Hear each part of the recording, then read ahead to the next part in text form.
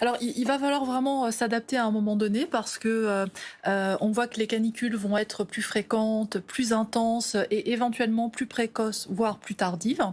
La canicule de 2019, il y a eu un colloque hein, il y a quelques jours sur les événements extrêmes et nos collègues du centre de recherche de météorologie ont vraiment étudié cette canicule et ont montré que, en fait, elle aurait été très très improbable sans le dérèglement climatique.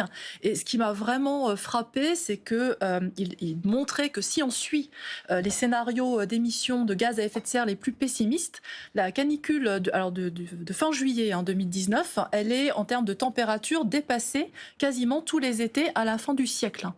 Donc ça, c'est vraiment quelque chose qui marque. On a aussi montré que, par exemple, depuis les 10 dernières années, on a 2 à 3 fois plus de probabilité d'avoir un été comme 2003. Et puis, depuis 2015, tous les étés, on a vécu des vagues de chaleur plus ou moins intenses. Je crois vraiment qu'aujourd'hui, on a une très bonne image de où on peut aller et de quels peuvent être nos choix. C'est-à-dire qu'on voit bien que jusqu'à 2030-2040, les choses sont déterminées par ce qu'on a déjà mis dans l'atmosphère sur les dernières décennies. Et quel que soit ce qu'on fait, la température de 2030-2040, on la connaît en moyenne à peu près très bien.